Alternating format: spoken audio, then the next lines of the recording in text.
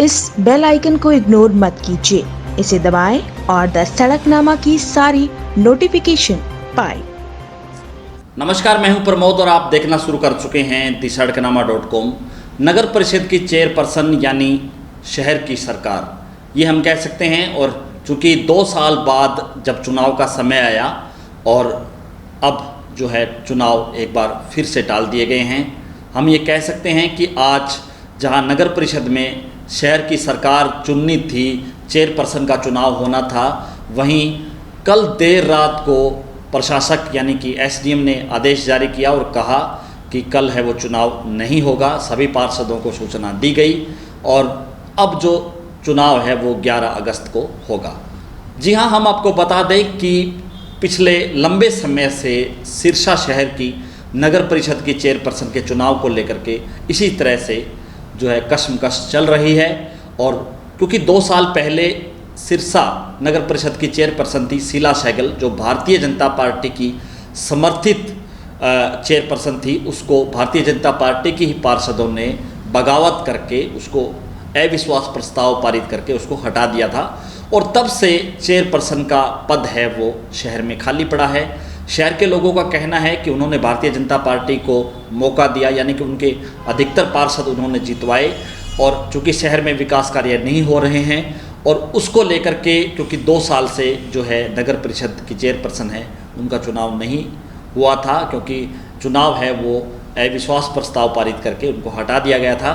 और अब चूँकि 2 साल बाद फिर नगर परिषद की चेयरपर्सन का चुनाव को लेकर के जो हलचल शुरू हुई और आज चूँकि वोटिंग थी, आज 11 बजे वोटिंग होनी थी, लेकिन बताया ऐसा जा रहा है कि भारतीय जनता पार्टी चाह रही है कि सिरसा शहर में चेयरपर्सन है वो भारतीय जनता पार्टी समर्थित पार्षद को ही बनाया जाए। उसको लेकर के जो है वो सहमति नहीं बनी है, इसी को लेकर के चुनाव टाला गया है। हालांकि वजह कुछ और भी बताई जा रही है, कुछ आकस्मिक जो है कारण बताए जा रहे हैं। वहीं राम मंदिर को लेकर के भी है कि आज राम मंदिर में भूमि पूजन होना है, तो उसको लेकर के भी कुछ कारण बताए जा रहे हैं। लेकिन असल कारण यही बताया जा रहा है कि भारतीय जनता पार्टी समर्थित पार्षदों में सहमति नहीं बनी है कि चेयरपर्सन किसको बनाया जाए।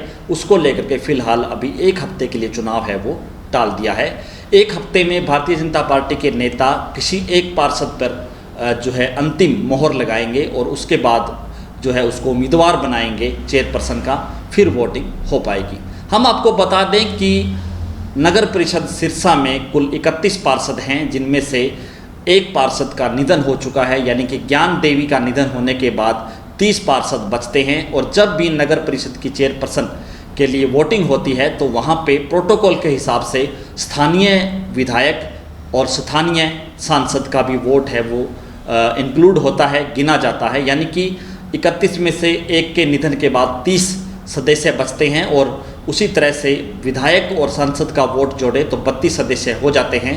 2/3 के हिसाब से कम 21 पार्षदों का इस चुनाव प्रक्रिया में शामिल होना बहुत ज़रूरी होता है।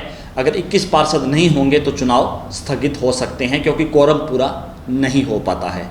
हम आपको बता दें कि इससे पहले जब भारतीय जनता पार्टी की चेयरपर्सन बनी वो इसलिए कि 9 पार्षद भारतीय जनता पार्टी के थे और 6 पार्षद है वो राहुल सेतिया समर्थित थे।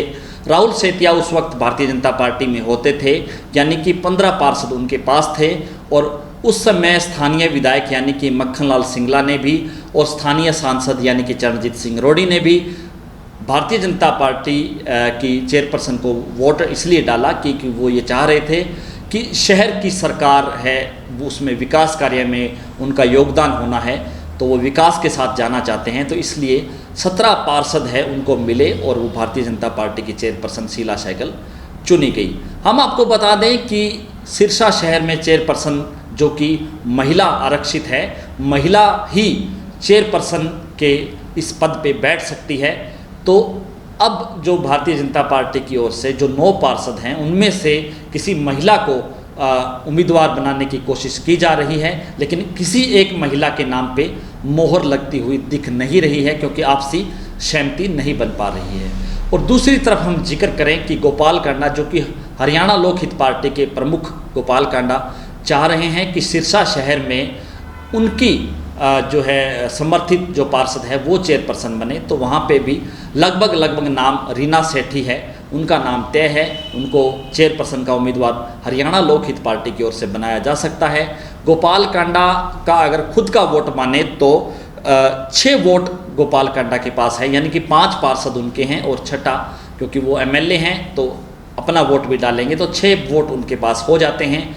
वहीं राहुल सेतिया के पास भी 6 वोट हैं, क्योंकि राहुल सेतिया के अपने समर्थक हैं 6, जिनमें से पूर्व चेयरपर्सन शीला सहगल भी शामिल है, तो 6 वोट उनके होते हैं।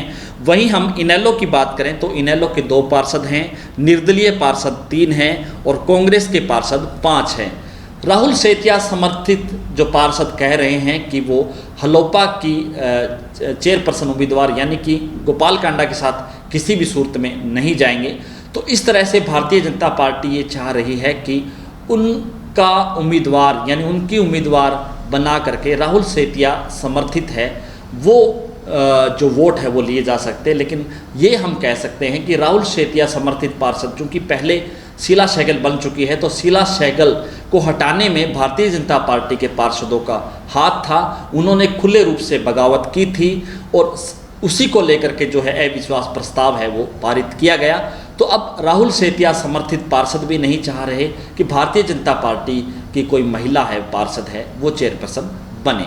तो इसको लेकर के अब पूरी तरह से जो ये कह सकता हूँ कि जो ये शहर की सरकार है उसको चुनने में कशमकश करनी पड़ रही है। हम आपको बता दें कि कल भी भारतीय जनता पार्टी के कई नेताओं ने सिरसा के PWD रेस्ट हाउस में भारतीय जनता पार्टी समर्थित 9 पार्षदों के साथ मीटिंग की और किसी एक के नाम पे सहमति को लेकर के चर्चा की, लेकिन सहमति नहीं बन पाई क्योंकि कोई महिला पार्षद है वही चेयरपर्सन है वो बन पाएगी। तो इसको लेकर के अभी चुनाव है वो 1 सप्ताह के लिए टाल दिया गया है।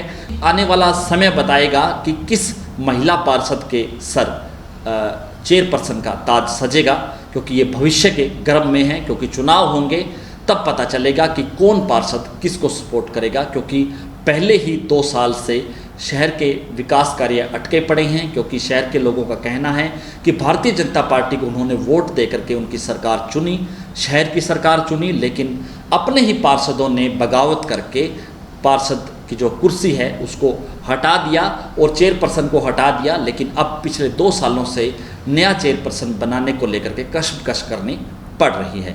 इस वीडियो को आप ज़्यादा से ज़्यादा शेयर जरूर कर दीजिए ताकि तमाम लोगों तक ये महत्वपूर्ण जानकारी पहुँचे। बहुत बहुत शुक्रिया।